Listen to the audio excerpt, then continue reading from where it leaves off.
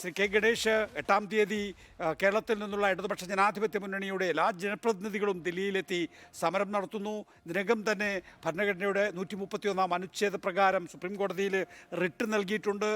ഇന്നിപ്പോൾ DYFI കേരളം മുഴുവൻ നിറഞ്ഞു നിൽക്കുന്ന മനുഷ്യ ചങ്ങല കൂടി സംഘടിപ്പിച്ചിരിക്കുന്നു.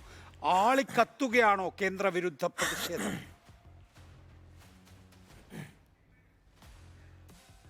അല്ല, യഥാർത്ഥത്തിൽ കേരളത്തിൽ DYFIക്കാരെ ഇന്ന് ചങ്ങല പിടിക്കുകയല്ല. DYFIക്കാരെ കേരളം പിടിച്ചിട്ട് ചങ്ങലക്കിടേണ്ട സ്ഥിതിയാണ് ഇന്ന് കേരളത്തിലുള്ളത് എന്നതാണ്. കാരണം കേരളത്തിലെ അത്രയേറെ ബുദ്ധിമുട്ട് ഈ DYFIക്കാരെ കൊണ്ട് കേരളം അനുഭവിച്ചു കൊണ്ടിരിക്കുകയാണെന്ന് കഴിഞ്ഞ ദിവസങ്ങളിൽ നമ്മൾ കണ്ടുകൊണ്ടിരുന്നതാണ്. പിന്നെ എന്തിനു വേണ്ടിയിട്ടാണ് ഇവരിങ്ങനെ സമരം ചെയ്യുന്നത് എന്ന് എനിക്ക് മനസ്സിലാവുന്നില്ല. ഇവർ പറയുന്നു കേന്ദ്ര അവഗണന എന്നാണ് പറയുന്നത്. എവിടെയാണ് അവഗണിച്ചത്? ഇവരിന്ന് ഈ മനുഷ്യച്ചങ്ങല പിടിച്ച നാഷണൽ ഹൈവേ പോലും കേന്ദ്ര സർക്കാരിൻ്റെ പദ്ധതിയിൽപ്പെട്ട് കേന്ദ്ര സർക്കാർ പണം കൊടുത്ത് ഉണ്ടാക്കുന്ന വലിയ ഹൈവേ, ഇവിടുത്തെ കേരളത്തിലെ ഹൈവേ എങ്ങനെയായിരുന്നു എന്ന് നമുക്കറിയാം. നരേന്ദ്രമോദി സർക്കാർ അധികാരത്തിൽ വരുന്നതിന് മുന്നേ എങ്ങനെയായിരുന്നു കേരളത്തിലെ ഹൈവേ എന്ന് നമുക്കറിയാം. അവിടെ നിന്ന് കേരളത്തിൽ ചീറിപ്പായുന്ന തരത്തിലേക്ക് വളരെ വേഗതയിൽ ഇന്ന് എന്താ പറയുക, സിഗ്നൽ ഫ്രീ ആയിട്ടുള്ള ഏകദേശം കാസർഗോഡ് മുതൽ തിരുവനന്തപുരം വരെ 7 മണിക്കൂർ കൊണ്ട് ഓടിയെത്താൻ പറ്റുന്ന തരത്തിലേക്കുള്ള വലിയ ഹൈവേ വികസനം, റോഡ് ദേശീയപാത വികസനം കൊണ്ട് നരേന്ദ്രമോദി സർക്കാർ കൊണ്ടുവരുന്ന ഒരു റോഡിലിരുന്നാണ് ഇവർ കേന്ദ്രത്തിനെതിരെയുള്ള സമരം നടത്തുന്നത് എന്നത് ലജ്ജാകരമായിട്ടുള്ള കാര്യം തന്നെയാണ്. ഇതൊന്നും തന്നെ കേന്ദ്ര സർക്കാരിന്റെ ഔദാര്യമൊന്നുമല്ല ശ്രീ കെ ഗണേഷ്. നമ്മൾ ഇവിടുന്ന് നമ്മുടെ സംസ്ഥാനത്ത് നിന്ന് വലിയ തോതിൽ നികുതി പിരിച്ചുകൊണ്ട് പോയി കേന്ദ്രത്തിലേക്ക് നമ്മൾ വലിയൊരു ഷെയറാണ് കൊടുക്കുന്നത്.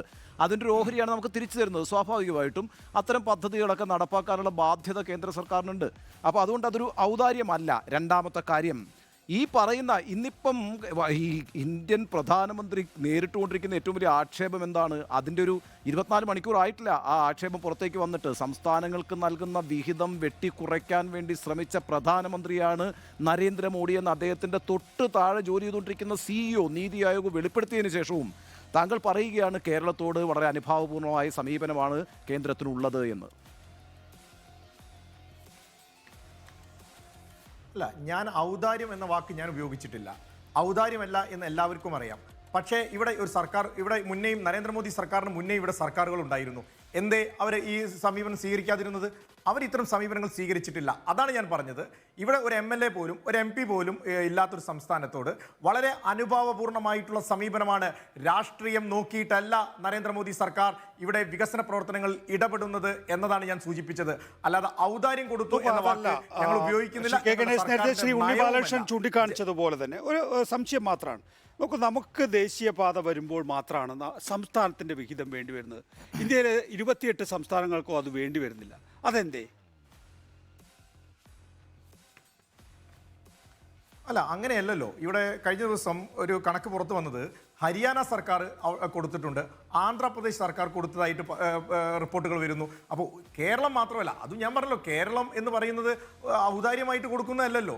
എല്ലാ സംസ്ഥാനങ്ങളും അവരുടെ സാഹചര്യത്തിനനുസരിച്ച് കൊടുക്കുമെന്നേ പറഞ്ഞിട്ടുള്ളൂ. കൊടുത്തിട്ടില്ല. 5000-ലധികം കോടി രൂപ ഇതിനകം കൊടുത്തു കഴിഞ്ഞിട്ടുണ്ട് ശ്രീ കെ ഗണേഷ്. അത് മാത്രമല്ല, ആന്ധ്രാപ്രദേശ് കൊടുക്കാം എന്ന് പറഞ്ഞു മാത്രമേ ഉള്ളൂ. അവർക്കത് പുനഃസ്ഥാപിച്ച് തരണം എന്ന് പറഞ്ഞാൽ അത് വേണ്ടെന്ന് വെക്കുകയും ചെയ്തിട്ടുണ്ട് എന്നുള്ളതാണ്. ഇന്നത്തെ നിലയിൽ കൊടുത്തത് കേരളം മാത്രം. അല്ല, ഞാൻ പറഞ്ഞല്ലോ, ഒരു നമ്മുടെ സംസ്ഥാനത്തിൻ്റെ വികസന പ്രവർത്തനത്തിൽ കേന്ദ്ര സർക്കാർ രാഷ്ട്രീയം നോക്കാതെയാണ് ഇടപെടുന്നത്.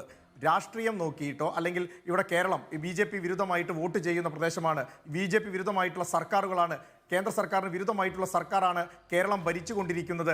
അതുകൊണ്ട് ഇവിടെ ഒരു തരത്തിലും ഇവരെ എന്താ പറയുക, ഒരു വികസനത്തിനും ഇവരെ സഹായിക്കേണ്ട ആവശ്യമില്ല, അല്ലെങ്കിൽ ഇവരുടെ കൂടെ ചേർന്ന് പ്രവർത്തിക്കേണ്ട ആവശ്യമില്ല എന്ന് പറയുന്ന സർക്കാരല്ല. ഇപ്പോൾ അവസാനം നരേന്ദ്രമോദി കേരളത്തിൽ അവസാനം വന്ന സമയത്ത് പോലും 4000 കോടി രൂപയുടെ ഒരു പദ്ധതിയുമായിട്ടാണ് കേരളത്തിലേക്ക് വന്നിരിക്കുന്നത്.